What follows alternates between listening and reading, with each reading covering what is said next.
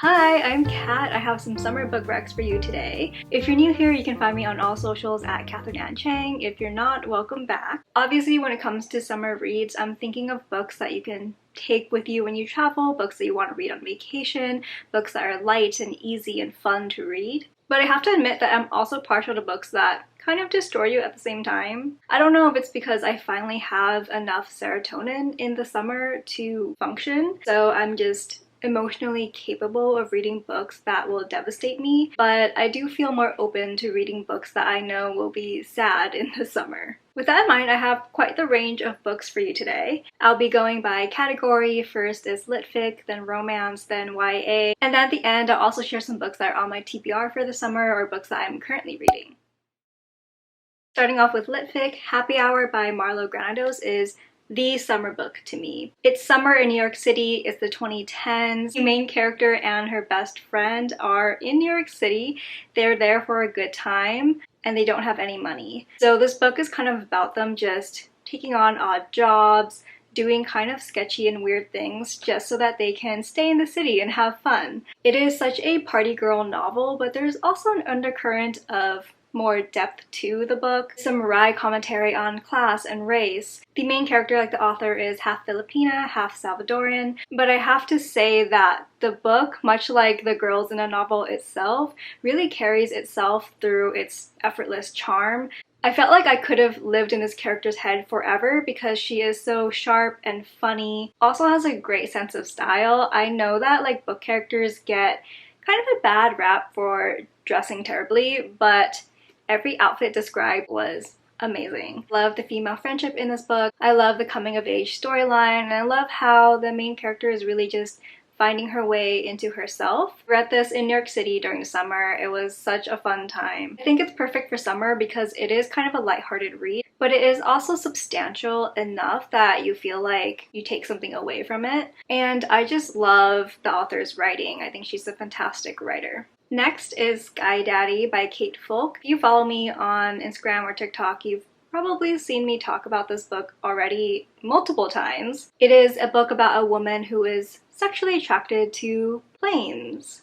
I did read this on the plane, and yes, it was a fantastic experience. Thank you for asking. So our main character, Linda, is a content moderator for a social media website. All day she moderates terrible hate comments, and then with all of her free time and all of her disposable income, of which she has not much, she takes plane rides and like hopes to die in a plane crash because that will mean that the plane sees her as its soulmate. As you can imagine, this was kind of interesting to read on a flight itself. It was funny, but I was also kind of like, I'm scared. But I really do recommend this book because it is one of the funniest books I've read in a long time. But it is also funny in a way that is somehow not cynical. Like the main character herself is so earnest, even when she's doing and saying things that ought to sound cynical. She still comes across as this person who just really very much wants connection and to find love. And I feel like that's actually kind of a rarity in this kind of weird woman litfic genre. The thing that really stood out to me about this book as well was the female friendship. But I think that's all I'll say. I think you should just read it. Also a great conversation starter.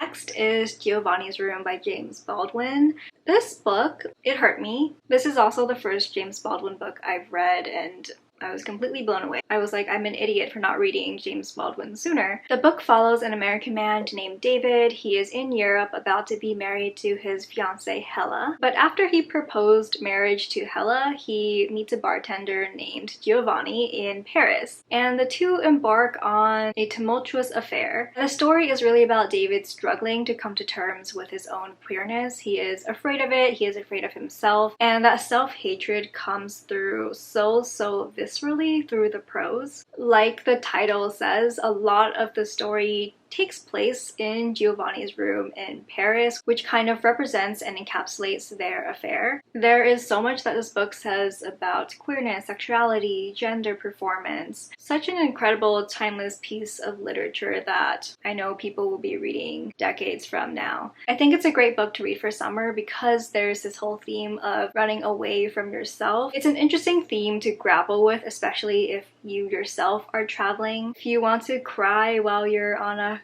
cross-country train in Europe, this might be the move. Next is All Fours by Miranda July. This is one of the weirdest books I have ever read, but let me tell you what the book is about first. All Fours is about a 45-year-old woman. She's an artist and she's in this marriage, but she's kind of unhappy. She has a kid. She says, okay, I'm gonna go on a road trip. And so she has this entire road trip plan to go across the whole country. Somehow she ends up in a hotel room in Monrovia, only 30 minutes away from home. And most of the story takes place in this hotel room. So again, this theme of like travel only to be stuck in some enclosed finite space. As I was reading this book, I felt like the first quarter or third, I was kind of like, this feels like a lot of other books I've read where there is a quirky, kind of insane female protagonist. She does something super ill-advised and it's just about her life like falling apart. But as I kept reading, I felt like this book really reached deep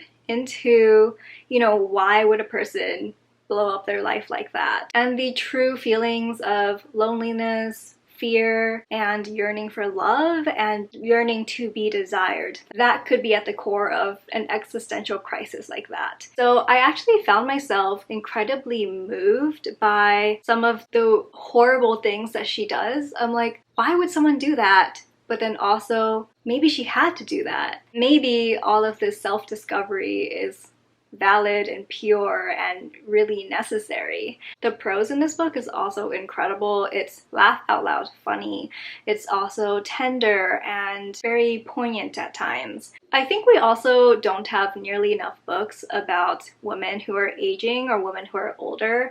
A lot of literature is about women in their 20s or even their 30s. But books about women coming to terms with aging, that's not really something we see a ton of. We don't see a ton of older women represented in media at all. And this is a book that made me genuinely like excited about the possibility of transformation and growth as you age. And I think that is so important, especially in this society that increasingly, like even more and more, makes young women afraid of aging. And I think this is perfect for summer because it's a road trip, even though she kind of gets stuck.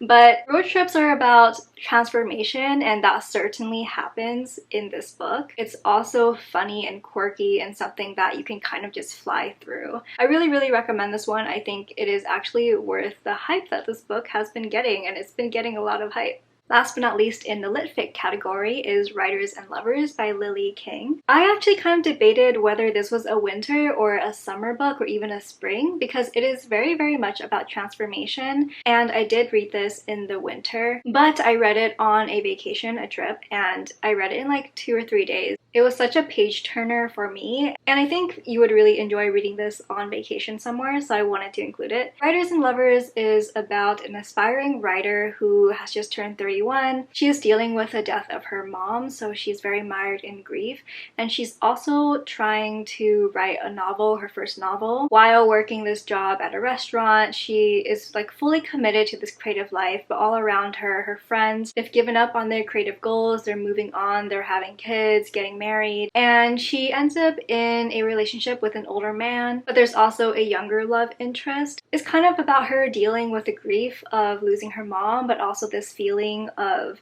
like she's running out of time to pursue her creative goals, this feeling of not being worthy enough to achieve her creative goals. I just found this novel so hopeful and so wonderful. Like I really ended up feeling so replenished when I read this book.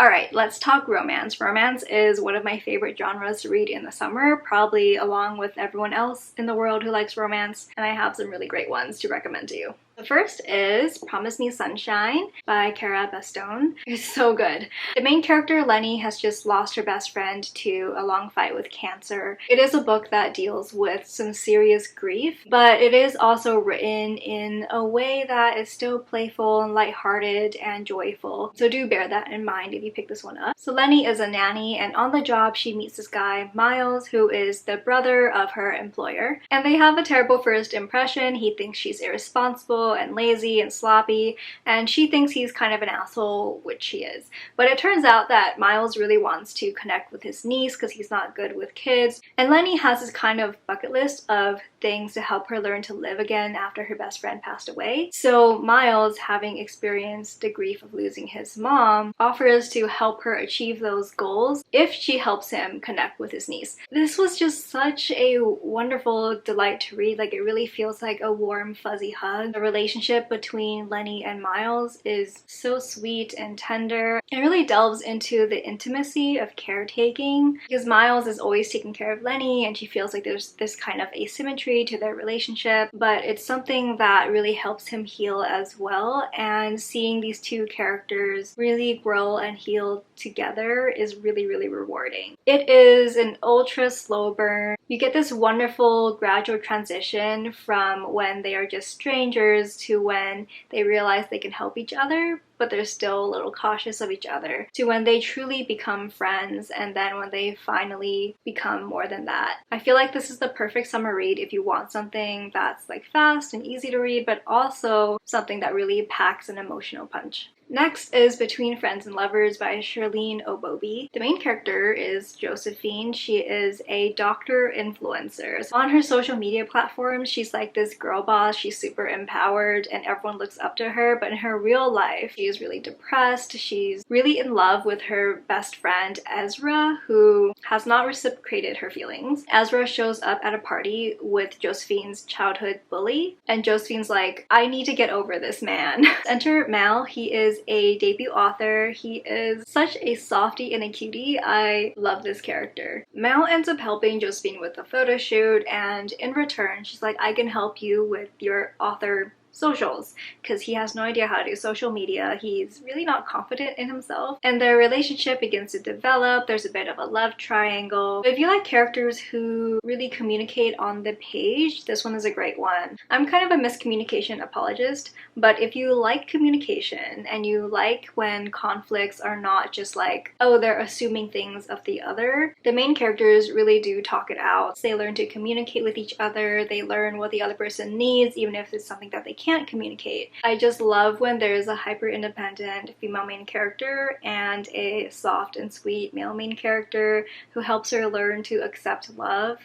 It's so good. Next is Problematic Summer Romance by Ali Hazelwood. Problematic Summer Romance is her age gap romance. It's kind of a sequel or like a follow-up to Not in Love. So it involves characters in that universe, but you certainly don't have to read Not in Love first. It follows Maya, who is 23. She's kind of a scientific prodigy, and she is going to the wedding of her brother and Rue, who were the couple in the first book. And she has had this long-time crush on her brother's best friend, who is 38. Hear me out.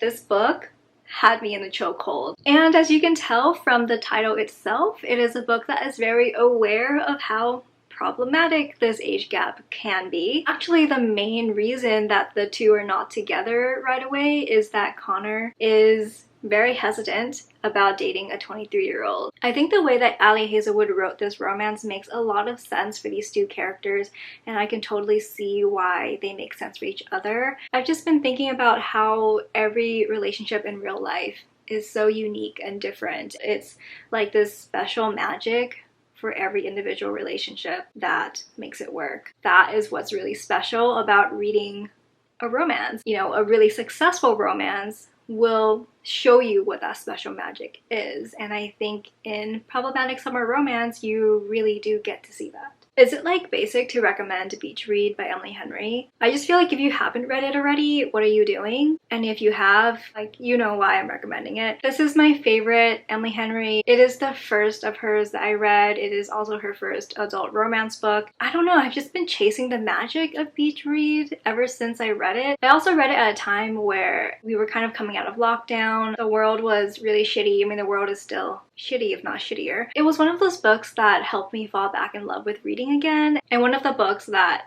sparked my love of the romance genre, so it's always gonna hold a special place in my heart. But if you haven't read it, it follows a romance writer named January, and she goes to her late father's cabin, and she has a very complicated relationship with her dad because he had an affair. But lo and behold, her neighbor at the beach house is her college rival, Augustus, also known as Gus, who is a novelist, a serious literary novelist. And the story is about them making a bet where January will try to write a Litfic novel and Gus is going to try to write a romance novel. And so they take each other on dates where they learn each other's craft. It's super, super cute. I actually made my partner read this and he cried.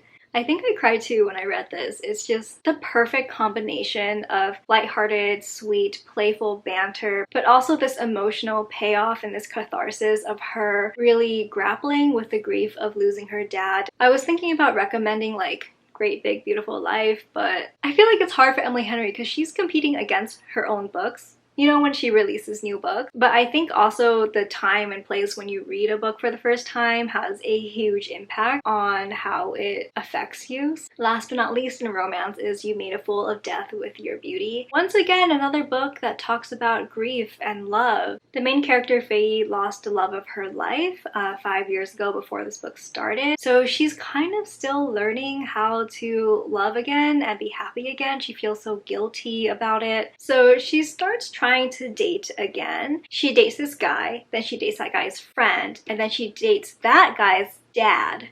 I guess this is another age gap romance. Who am I? I think there's something so special about someone finding love after experiencing heartbreak and grief. Actually, I feel like most of the romance books I've recommended have been in that kind of general genre. I'm sensing a pattern, but my last category is YA. I read all 3 of these YA books on audio and I just really love audiobooks for reading YA. I think maybe because the audiobook narrators give the proper amount of like sass to these teenage characters. The first one is This Is Why They Hate Us. I've talked about this before. This is the perfect chaotic bisexual summer book. It's about this Mexican-American teenager. He is trying to figure out his sexuality. He's really hung up on his best friend, but he thinks like, oh, it's unrequited, so I'm gonna try to explore what's out there. So it's kind of about his hookups and summer flings, just like a good coming-of-age novel. It's very, very funny. I love the relationship with the mom character a lot, which is kind of funny because I think I commented this on the author's Instagram and he was like, yeah, my mom hates the mom character. But I love the depiction of these immigrant parent characters who are, you know, they're not perfect, but they're trying their best to be accepting and to help their queer son thrive. And I don't think we get representation like that enough. So it's just really, really nice. Next is another Ali Hazelwood book, Check and Mate. This is one of my favorites of hers.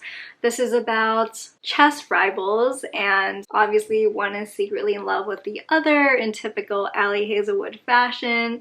But this one is so fun, and I found myself really riveted by the chess playing and the tournaments and the matches, maybe even more so than a romance itself.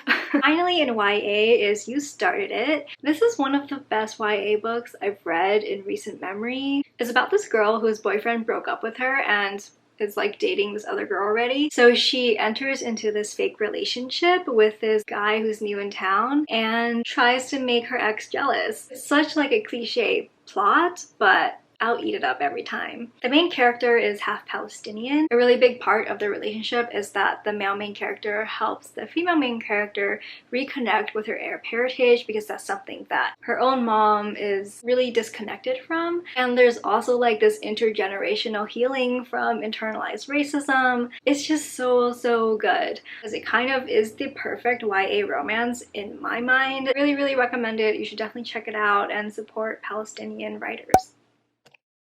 As promised, I also want to talk about some books on my summer TBR. These are books that I am currently reading. First is The Family Recipe by Carolyn Huynh. This is a family dramedy. It's quite funny. About 5 siblings. Their dad has just retired from his Vietnamese sandwich franchise, and he's forcing his kids to play this deranged game where they have to revive a failing sandwich shop in order to win the entire inheritance. I'm about halfway through. This is a very enjoyable book. It's really fun. There is only like sprinkles of racial trauma. Also, it's just really fun to read about this Vietnamese American family in Texas. didn't really know a ton about the Vietnamese American community in the South, so it's been really interesting to read about. Another book I'm reading is Good Girl by Aria Aber. This book reminds me a lot of Happy Hour, which is the first book I talked about. It is a party girl novel, but this one is set in Berlin. This one is a lot sadder and darker in tone.